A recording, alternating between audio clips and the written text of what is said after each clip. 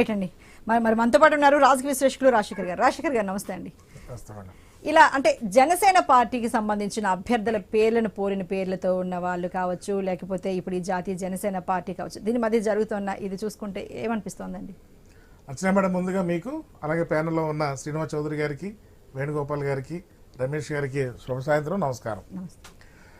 ఏదైతే ఇప్పుడు జరుగుతున్న చర్చ నిజంగా ఇది పార్టీ అభ్యర్థులకి మాత్రం చాలా ఇబ్బందికరమైన విషయం. ఇప్పుడు ఏదైతే ఈ సంఘటన మనం ఏ అంశం అయితే మనం పేర్కొంటున్నామో చర్చల్లో, అంటే 16 నియోజకవర్గాలు అక్కడ మనం గమనిస్తే వైసీపీ వేణుగోపాల్ గారు ఎంత సమర్థించుకుని చెప్పాలని అనుకుని ఆయన చివరాఖరికి ఏ తీసుకొచ్చారంటే మా ఇష్టం వచ్చినట్టు మేము చేస్తాం, మీరు ఏం చేసుకుంటారో చేసుకోండి అని తీసుకొచ్చాడు ఆయన. కానీ ప్రజాస్వామ్యంలో అది సహేతుకం కాదు ఆయన ఇచ్చిన స్టేట్మెంట్. ఒక వదిగా పార్టీ అభ్యర్థులు చెమట వచ్చి రాత్రి మగళ్ళు తిరిగి ప్రజాసేవ చేసుకుంటూ ఈ రోజున ఎమ్మెల్యే అవ్వాలనే ఉద్దేశంతో పార్టీ అభ్యర్థిగా నిలబడితే మనం టెక్నికల్గా మీరు చెప్పొచ్చు, ఏదో ఎలక్షన్ కమిషన్ చెప్పొచ్చు, లేకపోతే అధికారులు టెక్నికల్గా మేము ఎలా ఆపుతామండి, మేము ఆపలేం కదా, ఆ పేరుతో సమానం ఉన్న వాళ్ళు మేము పోటీ చేయకూడదా అనేది టెక్నికల్ అంశంగా మనం తోసిపుచ్చవచ్చు. కానీ మనం కనీసం హ్యూమన్ బీయింగ్తో ఆలోచించాలి కదా. ఇప్పుడు మనం గెలుపోవడంలో అనేవి నిజంగా ఇందాక చౌదరి గారు చెప్పినట్టు ఫేస్ టు ఫేస్ రాజకీయాల్లో మనం ఏం చేసాం, మన అధికారంలో ఉన్నప్పుడు ప్రజలకు ఏమాత్రం సేవ చేసాం, ఆ సేవ ద్వారా ప్రజలకు ఏమాత్రం లబ్ధి జరిగింది, దాన్ని ముందు తీసుకెళ్ళి దాని ద్వారా ఓట్లాడటం ఒక ఎత్తు. అలాగే ప్రతిపక్షం కూడా మేము అధికారంలోకి వస్తే ప్రజలకి ఏ రకంగా సేవలు అందిస్తాము, రాష్ట్రాన్ని ఏ విధంగా ముందు తీసుకెళ్తామని వాళ్ళు చెప్పి ఓట్లాడటం ఒక ఎత్తు.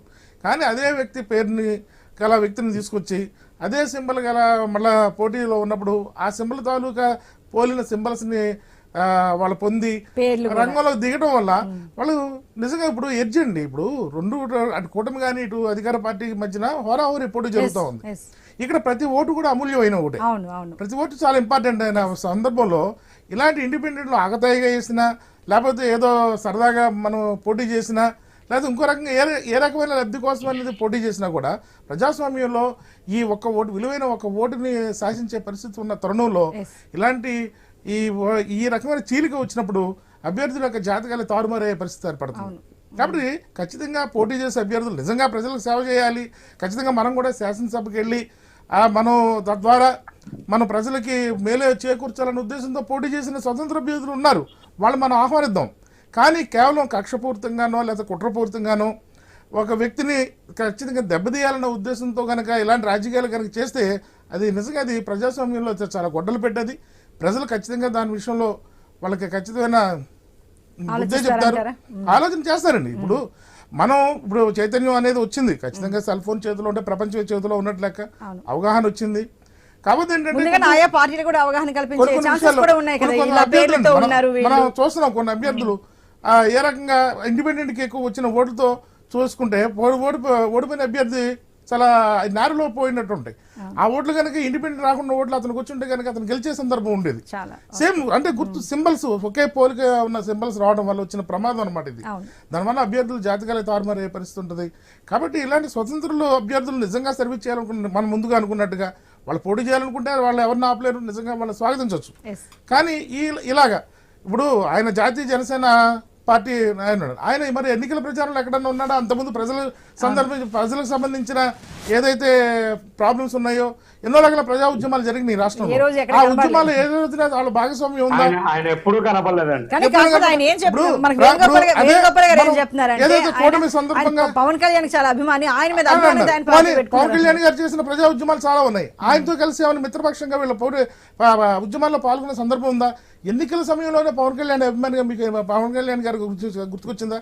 అయినా పవన్ కళ్యాణ్ గారికి తెలుగుదేశం అన్యాయం చేసేది ఉందంటే తెలుగుదేశం అభ్యర్థులు పోటీ చేసిన చోట పవన్ కళ్యాణ్ గారికి జరిగిన అన్యాయం ఏముంది? ఒక మిత్రపక్షంగా వాళ్ళు కొన్ని సీట్లు కేటాయించారు, ఆ సీట్లో వీళ్ళు పోటీ చేస్తున్నారు. కామన్ సింబల్ అన్న వంకతో మీరు ఆ సింబల్ తీసుకుని అదే పేరు గల వ్యక్తులతో మీరు పోటీ చేయించి మేము పవన్ కళ్యాణ్ గారికి లాభం చేకూర్చడం కోసం మేము పోటీ చేస్తున్నాం అనేది ఆ స్టేట్మెంట్ ఎంతవరకు సబబు? దాన్ని వేణుగోపాల్ గారు సమర్థించడం ఏంటి? రాజకీయాల్లో గెలుపోవడం అనేది సహజమండి, కానీ ఈ ఎత్తుకు పై ఎత్తులు వేయడం కూడా సహజమే.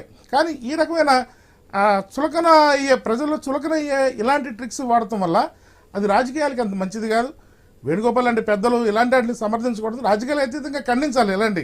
ఇలాంటి విషయాలు ఉంటాయి. నిజంగా జాతీయ జనసేన పార్టీ ప్రజల్లో ఉండి ప్రజా ఉద్యమంలో పాల్గొని రాజకీయాలు చేస్తూ రాజకీయ పార్టీగా ఎన్నికల్లో పోటీ చేయడం అనేది స్వాగతిద్దాం. కానీ కేవలం ఎన్నికలప్పుడే వచ్చి పార్టీలో పోటీ చేయడం, ఇలాంటి వ్యక్తులను తీసుకొచ్చి ఎంపిక చేసిన వ్యక్తులు అదే సేమ్ పేరు గల వ్యక్తులను తీసుకొచ్చి సింబల్స్ని ఉపయోగించి ఎన్నికల్లో పోటీ చేసే అభ్యర్థుల్ని ఇబ్బంది పెట్టాలని చూస్తే ప్రజల విఘ్నులు ఖచ్చితంగా దానికి తగిన బుద్ధే చెప్తారు. కాబట్టి ఇలాంటి వాటిని మనం ఎప్పుడు కూడా సమర్థించకూడదండి. ఇది నా బాధ.